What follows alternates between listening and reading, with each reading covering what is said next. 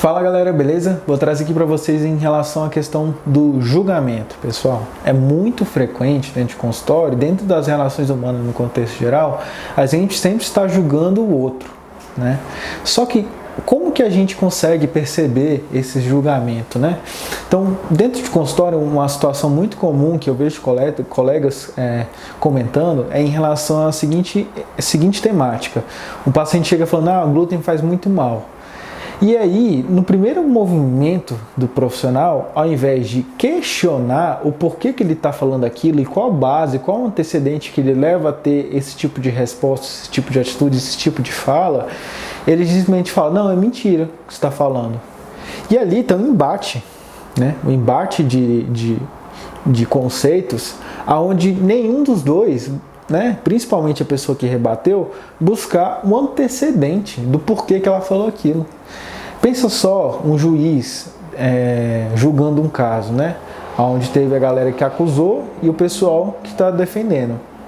O juiz julga com base no seu julgamento, de certo e errado, ou ele utiliza um terceiro, que é o que? A Constituição, para julgar aquele caso, e as leis, né, que tem no Brasil para julgar aquele caso. Ele não usa o julgamento próximo, ele tem a interpretação dele, mas ele usa com base na lei, aquele guia, digamos assim, né, do que é, do que não é crime. Entende? Então, o julgamento, pela sua interpretação, pela sua ótica, é sempre um movimento muito vertical, que você está se colocando no patamar acima da outra pessoa.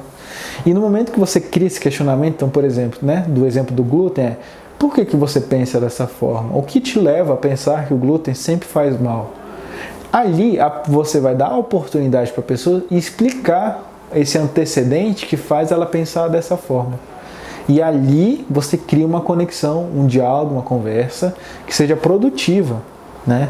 Que a gente, às vezes, naquela conversa, por exemplo, desse questionamento que você faz em relação do porquê que ela pensa dessa forma, você consegue ver outros padrões alimentares que a pessoa faz de forma inflexível, de forma restritiva, sem ter, por exemplo, pensando no glúten, uma doença de Crohn, por exemplo, que é uma situação muito bem conhecida na literatura de que quem tem doença de Crohn deve evitar o glúten.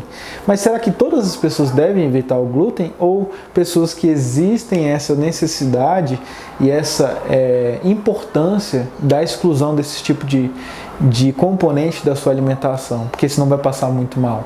Então entende que existem contextos diferentes, situações diferentes que levam a respostas diferentes e que isso vai ter um reforçador, né, uma consequência que faça com que ela mantenha ou não nesse comportamento. E aí dentro de consultório a gente esquece do antecedente, de perguntar o porquê que levou esse tipo de raciocínio, né? Por que ela está verbalizando dessa forma? E no momento que você julga de fato, sem questionar o que a pessoa está falando, você de fato está criando uma relação totalmente vertical. E no momento que você questiona, você faz uma comunicação, né, uma relação totalmente horizontal, onde tenha essa reciprocidade, esse diálogo, né? Não é um comunicado, que você só fala e o outro não escuta, né? É realmente um diálogo, onde vai e vem, sem nenhum julgar e colocar imposições sobre o outro. Simplesmente um ato de comunicação bem feito, né? Bem executado, onde as duas partes se sintam ouvidas, se sintam contempladas. Isso que deveria ser pautado uma boa comunicação. Não a pessoa falar, por exemplo, né, ou do parte do nutricionista, falar que ele tem que evitar todo tipo de doce, sendo que ele nem perguntou para o paciente qual a relação que ele tem com o doce. Será que é o momento ideal de retirar o doce? Será que faz sentido tirar todos os doces da vida dele? Então, você como paciente, quando o profissional chega te impondo uma verdade, uma forma de ver, tente perguntar o porquê que ele está vendo aquilo que faz sentido na sua vida. Por que ele teve essa interpretação? Então, no momento que ele fala, tem que excluir todos os doces, pergunta, mas por que isso se aplica em mim? E esses questionamentos vão te trazer uma lucidez se o profissional está de fato impondo aquilo ou se de fato ele tem uma argumentação que faça sentido na sua melhora de qualidade de vida.